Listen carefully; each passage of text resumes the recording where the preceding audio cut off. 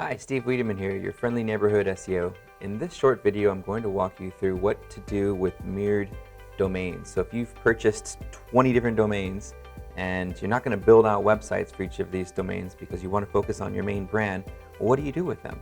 You could redirect them, right? So all 20 or so just have a nice little 301 redirect that tells Google that these sites have technically moved to this website. The challenge is if someone, for whatever reason, happens to mistype .com for .co, or they start linking to all these other domains, you end up having a lot of these internal 301 redirects that go to your website that might look suspicious, like you're trying to use 301 redirects as a way to pass PageRank to your website. So Bruce Clay, someone I followed in the industry since the early 2000s, came up with this idea called an IP funnel. And basically what it involves, and it sounds really complicated, but I promise it's super easy. So what it involves is you taking all of those domains and pointing them, redirecting them to one domain. So let's say you've got the .org, the .co, the .net of your .com website. What you're going to do is basically point all of those to one, whether it's the .net or .co or .org, doesn't matter. You pick one, so that way they're all redirecting to one domain, and then you only have one redirect from that domain to your target or primary domain. So for fun, I thought I would do a quick little exercise and do my own wiedemann.co.org, whatever, IP funnel, just to kind of show you how it works. So without delay, I'm going to go ahead and jump in. So depending on what registrar you're using, performing a 301 redirect from the registrar is usually very easy. It's usually under a tab or a feature called URL forwarding or URL redirect. Some of them even give you the option to choose what type of redirect you want to do, masked or 302 or 301. A 301 actually tells the search engine that it's a permanent move, not a temporary move, so you don't have to worry about the domain itself getting indexed. So what we're going to do is simply take this .net version and we're going to redirect it to wiedemann.com. Again, here's some masked redirect. You obviously want to do a redirect. Let's go ahead and click on Add Forwarding. You can leave this part blank because we're forwarding the entire thing.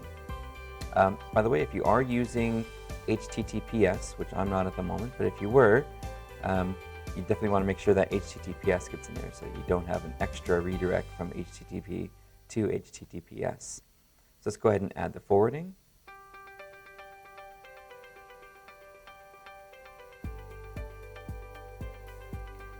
And there it is. So there's the .net. Well, we still have a couple other domains. I have a .co and a .org and other stuff. Let's go ahead and take those and let's do our redirect to those. Let's include the www, keep it simple.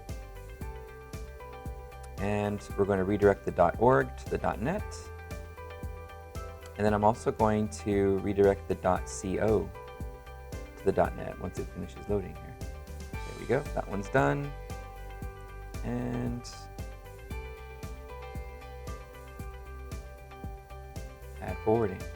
So essentially what we've done now is we've taken the .org and the .co, and I'll probably take a few of my other domains, and I'm going to 301 redirect them to wiedemann.net.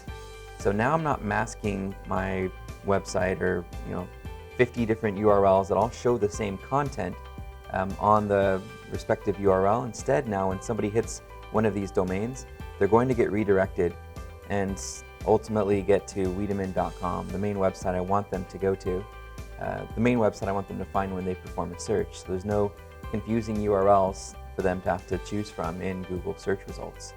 Now, next level up, when we're thinking about why we would actually use separate domains, why would we create a mirror website? What's the purpose if we absolutely want to use a mirror?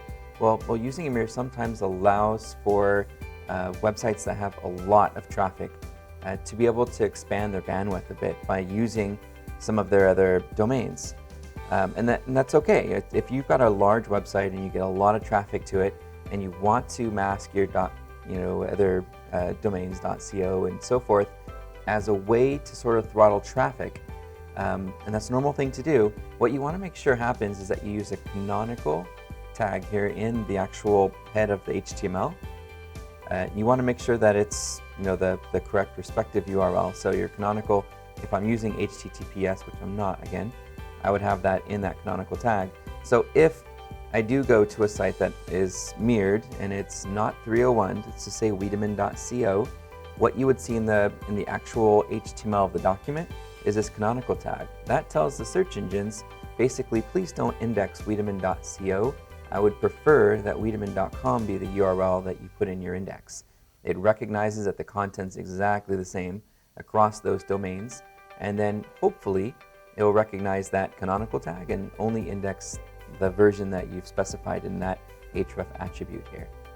So that is how we handle mirrored websites, and an approach, thanks to our friends over at Bruce Clay, that allows us to minimize any sort of duplicate content risks, and hopefully funnel PageRank in a way that doesn't violate Google's guidelines, and hopefully long-term helps our SEO. Anyway, this is Steve Wiedemann. Thanks for watching, and we'll see you on the next video.